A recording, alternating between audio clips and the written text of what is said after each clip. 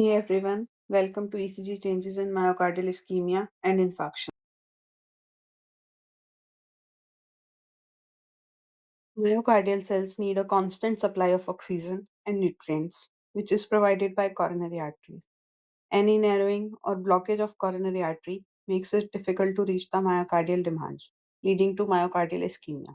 Factors responsible for this increased oxygen demand are faster heart rate, stronger contractions, and high blood pressure or ventricular wall stress. Transient ischemia during exertion presents as angina pectoris.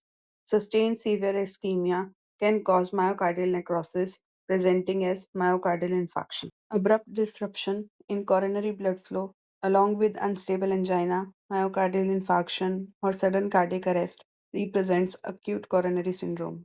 The diagnosis of MI is confirmed with ECG, cardiac enzymes, and other diagnostic tests. In this video, we will discuss the ECG changes which are seen in myocardial ischemia and infarction. The left ventricle is made up of an outer layer known as epicardium or subepicardium and an inner layer known as endocardium or subendocardium. The impact of myocardial ischemia can be on the entire thickness or can primarily affect only the parts of inner layer. This through and through combination is termed as transmural ischemia. The heart is supplied by two coronary arteries, the right coronary artery and left coronary artery. The right coronary artery usually feeds the inferior and posterior walls, while the left coronary artery divides into left anterior descending and left circumflex artery, supplying the septum, anterior, and lateral walls.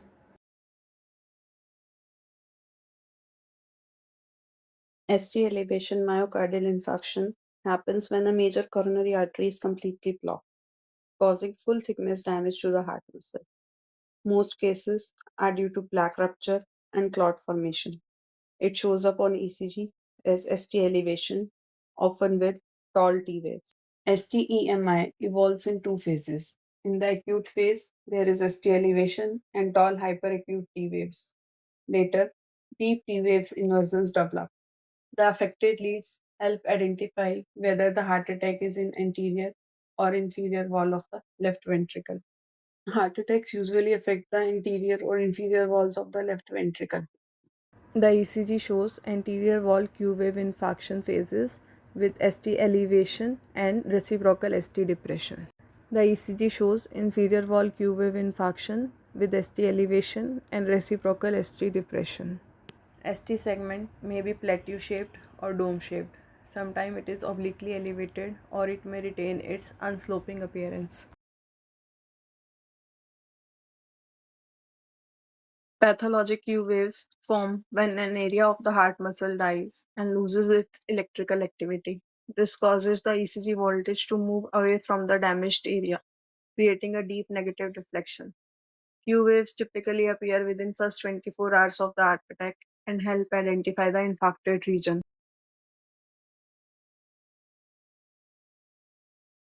Anterior wall infarctions disrupt normal R wave progression in chest leads. Anteroseptal MI show QS complexes in leads V1 to V3 due to septal damage.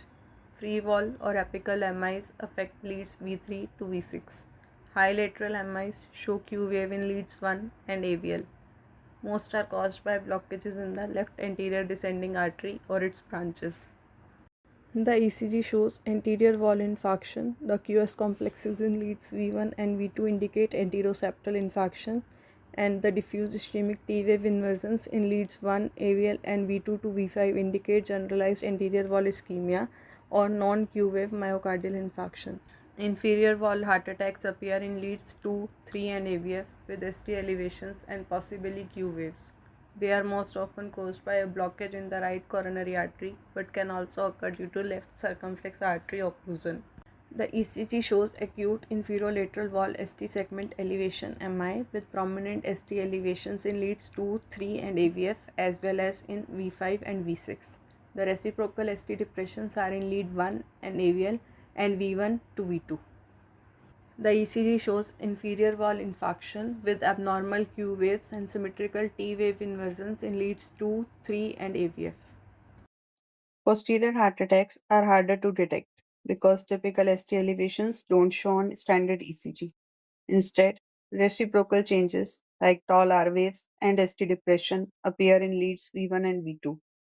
Posterior MIs often occur along with inferior or lateral MIs, leading to terms like infero-posterior or posterior-lateral MI. The ECG shows posterior infarction with tall R waves in leads V1 and V2.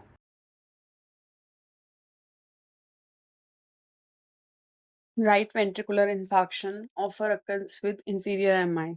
Watch for neck-vein distension, low blood pressure, and ST elevation in right-sided chest leads like V3R. The ECG shows Q wave and ST segment elevation in lead 2, 3, and AVF, along with ST segment elevations in right bicordial leads V3R and V1.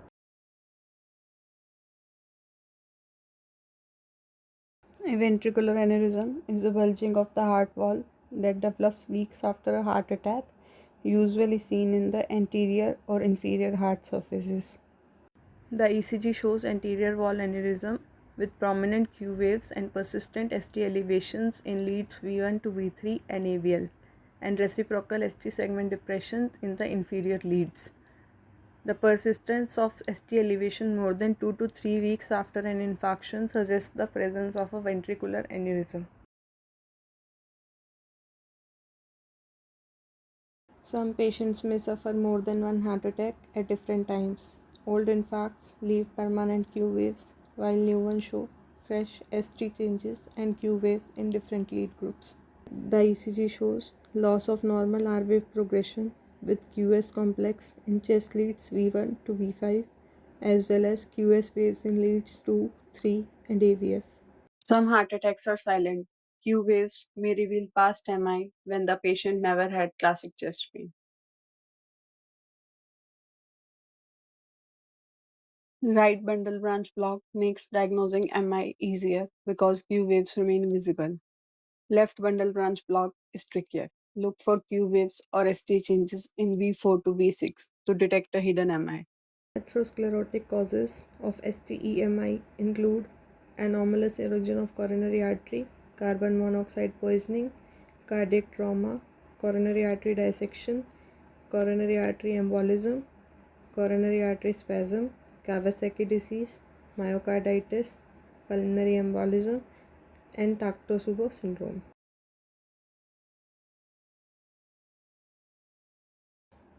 ASTEMI shows ST elevation and often Q waves, indicating full thickness heart muscle damage. NSTEMI usually shows ST depression or T wave inversion, with injury limited to the inner heart layers. The inner layer of the heart is most vulnerable to low blood flow. Subendocardial ischemia shows ST depression in many leads, while leads AVR may show ST elevation, the opposite of a classic STEMI. During angina, the ECG often shows temporary ST depressions that return to normal once the pain subsides. But remember, a normal ECG during pain doesn't rule out underlying heart disease. Exercise testing helps reveal hidden coronary artery disease. If ST depression of 1 millimeter or more appear during exercise, especially with chest pain, it strongly suggests ischemia. The ECG shows physiologic ST segment depression that may occur with exercise. Also notice the J junction depression with sharply upsloping ST segments. A non-Q wave MI involves the inner heart muscle and shows persistent ST depression or deep T wave inversion. Q waves are usually absent, but enzymes confirm actual heart muscle damage. The ECG shows marked diffuse ST depression in leads 1, 2, 3, AVL, AVF, and V2 to V6 in conjunction with ST elevation in leads AVR, consistent with severe ischemia and presence of multivessel disease. Some patients with myocardial ischemia may show slight T wave flattening or minimal T wave inversion due to any physiological change, drug effect, pulmonary disease, pericardial disease, cardiomyopathies, or electrolyte or metabolic abnormalities. Prince metal angina occurs due to sudden coronary artery spasm. Unlike typical angina, it causes temporary ST elevation and often happens at rest or during night. Cardiomyopathy mimics a heart attack with ST changes and elevated enzymes, but occurs without blocked arteries. It is often triggered by extreme emotional or physical stress, earning the name broken heart syndrome.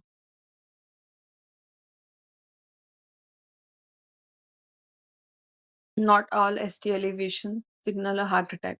Conditions like early repolarization, pericarditis, myocarditis, ventricular aneurysm, or even hypothermia can produce similar patterns on an ECG.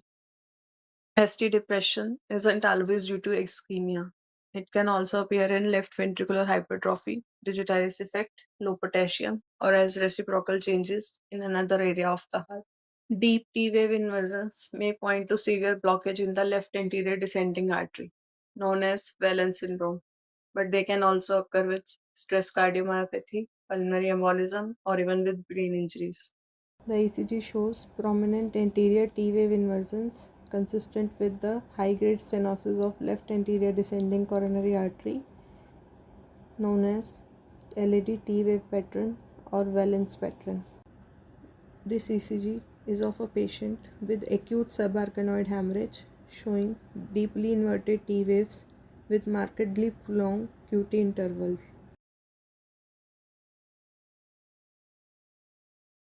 Heart attacks can cause mechanical problems like ventricular rupture or shock, and electrical problems like dangerous arrhythmias. Both type of complications can occur together and are life-threatening.